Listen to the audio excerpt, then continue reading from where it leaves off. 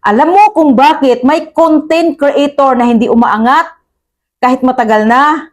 Dahil ito ang mga ginagawa niya.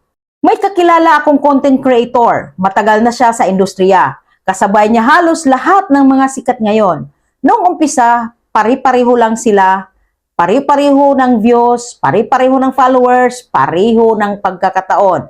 Pero may isang bagay na nagpaiba sa kanya. Hindi talento, hindi gamit, hindi algorithm, kundi yabang. Sa comment section, lagi siyang present. Hindi para magtanong, kundi para mangbash. Ang pangit ng content mo, mali yan, mas marunong pa ako dyan, hindi ko kailangan ng tutorial mo. Pag may nagbibigay ng advice, ang sagot niya palagi, matagal na akong content creator, alam ko na yan, huwag mo akong turuan. Samantalang, yung mga kasabayan niya tahimik lang pero gutom sa kaalaman. Habang siya nagko-comment, sila nanonood ng tutorials.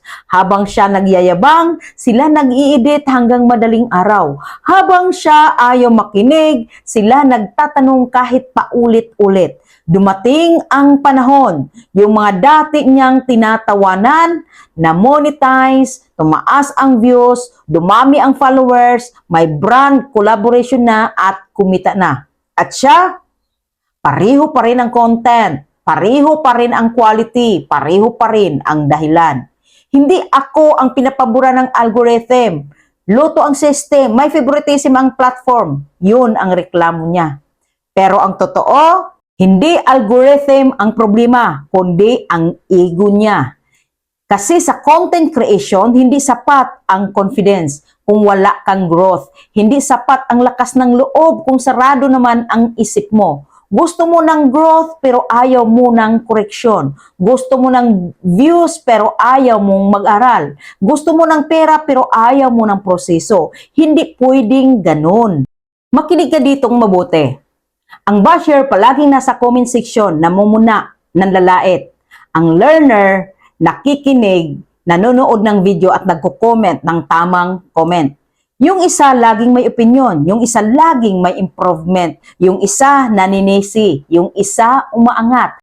At ito ang masakit na katotohanan. Mas nauuna ang humble na baguhan kaysa mayabang na veterano. Kung content creator ka, hindi nakakababa ng pagkatao ang magtanong. Hindi nakakahiya ang umami na may hindi ka pa alam. Ang nakakahiya, yung matagal ka na pero wala ka pa ring nararating. Kaya kung ayaw mong maiwan, ibaba mo muna ang yabang. Makinig ka, mag-aral ka, magbago ka. Dahil sa mundo ng content creation, hindi ka nauubusan ng pagkakataon. Nauubusan ka lang ng pagpapakumbaba. Kung may kakilala kang ganito, ipasa mo ang video na ito. At kung ikaw to, hindi pa huli ang lahat. Comment learn kung handa ka nang mag-level up.